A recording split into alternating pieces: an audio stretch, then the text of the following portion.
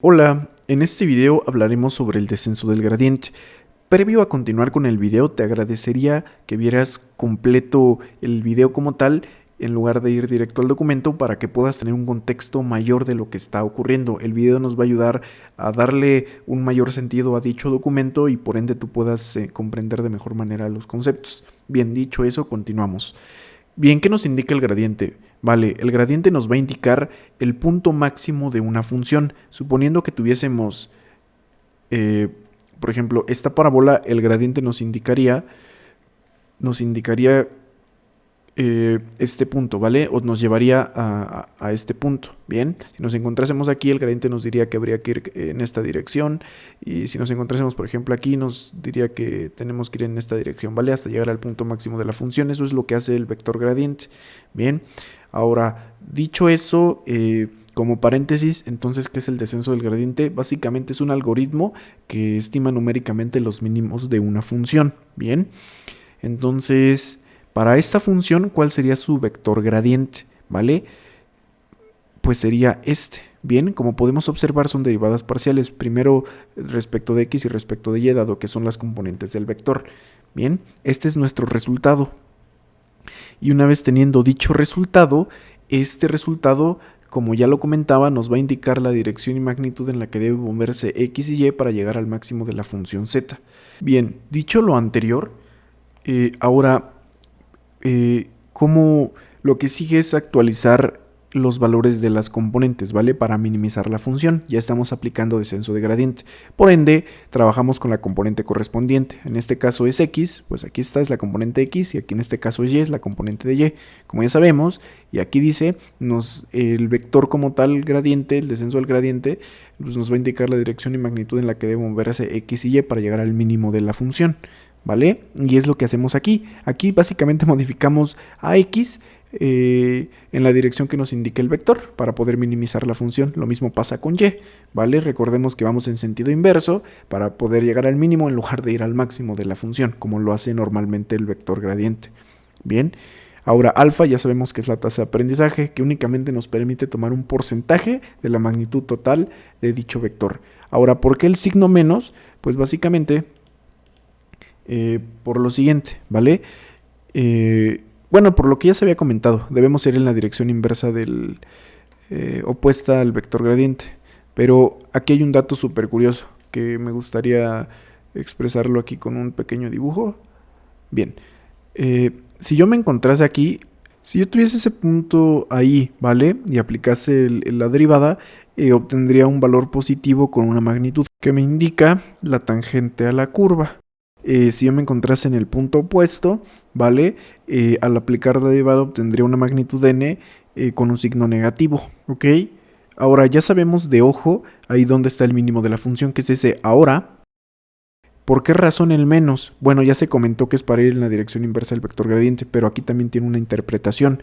Pues la respuesta es que si nosotros tuviésemos este valor como tal en la componente, al multiplicar por menos, pues este valor se hace positivo, lo que implica que sumamos a la componente la magnitud n. Entonces, si sumamos, vamos hacia abajo, entonces comenzamos a descender. ¿Qué ocurre acá? Pues si nosotros multiplicamos por menos este valor, nos va a quedar menos m. Y entonces, en lugar de sumar la magnitud a la componente, pues se la vamos a restar, y eso que indica que vamos a ir hacia abajo. Esa es otra interpretación, ¿vale? Por eso el menos, en realidad multiplicamos por menos para ir para llegar al mínimo. Bien, esa es otra interpretación y proseguimos. Bien, pues habiendo dicho eso, de hecho eso se comenta aquí un poquito más detallado en este párrafo, pero bueno, como conclusión, vamos a decir que el signo propio del resultado del gradiente es inversamente proporcional a la reducción del error. Ya vimos por qué, ¿vale? Entonces, bien, para ilustrar esto, vamos a usar esta gráfica, una parábola, ¿vale? Aquí se encuentra. Bien. Ahora, en esta parte nosotros decidimos ocupar como tasa de aprendizaje el 0.75, es decir, tomar el 75% de la magnitud de la componente correspondiente del vector gradiente, ¿vale? Bien, entonces hemos seleccionado un punto. Aquí puede ser cualquiera, es un punto aleatorio en realidad. Obviamente ya lo metes, lo evalúas en la función y nos da como resultado esto porque es una función cuadrática, ¿vale? Y aquí se puede apreciar, ¿bien? Pues sí, los entrenamientos. Entrenamos, o más bien aplicamos el descenso del gradiente, 9 veces. Aquí es donde inicia y aquí, si ustedes se dan cuenta, se ve cómo va bajando el puntito. Viene acá, después viene para acá y así. Cual si fuera una caniquita que se deja caer en un tazoncito y empieza a oscilar hasta que se para abajo, se para en el fondo. Lo mismo ocurre aquí, ¿vale? Si se dan cuenta, nos aproximamos demasiado al punto 00, que es el mínimo. Vale. Bien, ahora si nosotros repetimos este ejercicio con una tasa de aprendizaje distinta, en este caso 0.4, tenemos lo siguiente, ¿vale?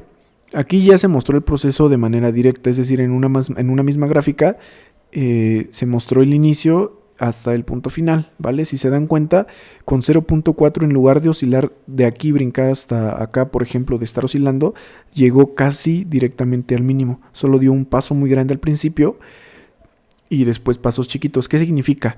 Que aquí la magnitud original del vector gradiente era grande, ¿vale? Y tanto así que el 0.4% o el 40% de dicha magnitud sigue siendo amplia, ¿vale? Sin embargo, aquí ya se aprecia que la magnitud del vector gradiente comienza a ser pequeña. Por ende, los pasos también son más pequeños, ¿vale?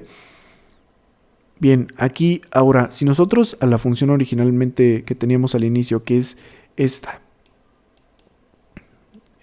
¿vale? Aplicamos dicho concepto. Pues miren, tenemos esto, ¿vale? La tasa de aprendizaje la dejamos constante, seguimos ocupando 0.4, pero se vuelve a observar cómo el punto vuelve a oscilar. Bien, comienza aquí, esta es la iteración 0, es decir, así es nuestros valores iniciales, y al entrenar, más bien al aplicar el primer descenso tenemos esto, al aplicar el segundo descenso sobre este punto tenemos esto, al aplicar el tercer descenso sobre este punto tenemos esto, y así sucesivamente. Si se dan cuenta, vuelve a llegar trata de llegar al mínimo. No llegamos exactamente al mínimo, pero nos aproximamos demasiado. Aquí el mínimo de esta gráfica en 3 dimensiones va a ser Z0, y para cualquier valor de X y Y que se encuentre entre menos 20 y 20, ¿vale? Puede ser cualquier valor dentro de la gráfica para X y Y, pero Z siempre debe ser 0. Aquí pareciera, si ustedes se dan cuenta y observan, es básicamente un canal. Y vaya, en dicho canal, pues el mínimo se puede encontrar en cualquier coordenada, siempre y cuando esté a nivel de piso, se puede decir así. Por eso Z siempre va a valer 0, ahí va a ser el mínimo. Bien, entonces, pues proseguimos. Se puede decir que ese es como tal el concepto del descenso del gradiente, ¿vale? Ahora, es importante también ver o comprender cómo es que el vector gradiente en mayor detalle nos ayuda, y es para esto que, proseguimos con lo siguiente, ¿vale? Vamos a usar como ejemplo esta función. De manera visual, aquí sí el único mínimo absoluto que hay es 0 para las 3 coordenadas, y es obvio porque este es un tazón tal cual, Bien, entonces aquí ya nos encontramos con los vectores gradientes. Estas son las gráficas del vector gradiente para n puntos dentro de esta gráfica, ¿vale? Como pueden observar, salen del origen. ¿Por qué? Porque originalmente ya decíamos que el vector gradiente nos lleva al máximo de la función, y evidentemente, si lo quisieran ver, aquí estamos viendo la función desde arriba y estamos viendo sus vectores gradientes. Entonces los vectores indican que hay que subir, porque sí, en efecto, aquí la figura no miente, los máximos se encuentran en las partes superiores. Es por eso que el vector gradiente nos indica que hay que salir.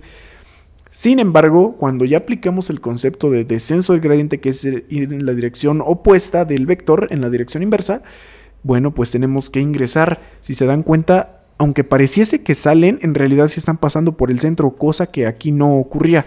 Lo que ocurre en esta parte es que no estamos considerando la tasa de aprendizaje. Por eso es que muchas veces el vector puede ser muy largo, que a pesar de llegar al mínimo se sigue de filo, ¿vale? Y es lo que ocurre aquí. Y bien, de hecho aquí se menciona, ¿vale? Es aquí donde la tasa de aprendizaje alfa juega su papel relevante, que es, como ya dijimos, tomar solo un porcentaje del total de la magnitud de cada vector, ¿vale?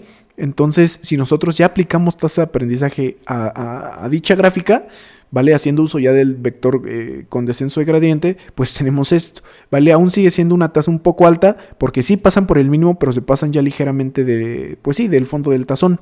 Sin embargo, cuando aplicamos 0.4, no llegan como tal al mínimo, se aproximan demasiado, pero ya es un mejor resultado, ¿vale? Aquí se pasa y aquí ya que están queriendo llegar, pero ¿qué ocurre cuando ya ocupamos una tasa de aprendizaje de 0.5 o del 50%, ¿vale?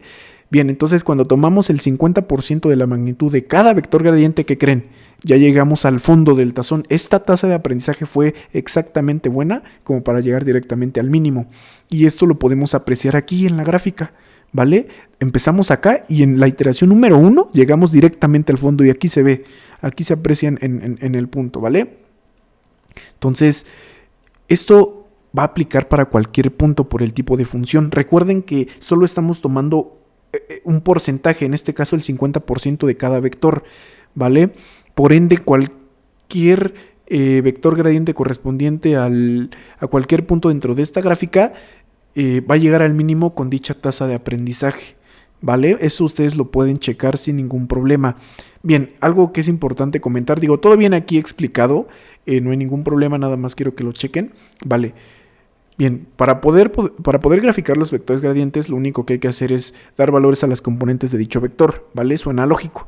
Para este caso particular, lo que yo hice fue generar una cuadrícula de puntos en el plano cartesiano, es decir, aquí arrojé una serie de puntos, bien, y obviamente evalué en el vector gradiente. Eso es lo único que hice. De cualquier forma, yo les voy a dejar el código que usé con el enlace también, ¿vale? Va a estar primero el enlace al documento y abajito el enlace al código para que ustedes lo puedan checar y jugar un ratito si gustan con él. Bien.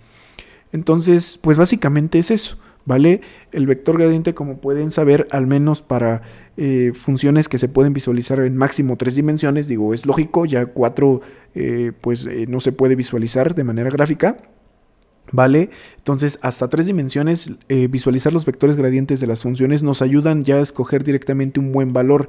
Si no uno exacto, muchas de las veces uno muy certero, ¿vale? En este caso, este vector gradiente corresponde a esta función, a este canalito, ¿vale? A esta función. Entonces, como pueden observar,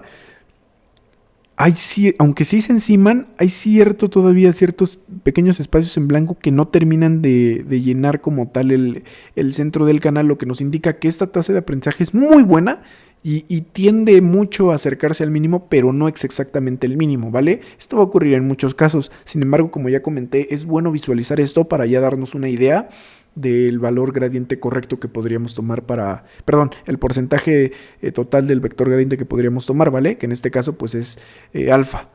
Y bien, eso sería todo, espero sirva. Como comenté, esto voy a dejarlo en la descripción junto con el código.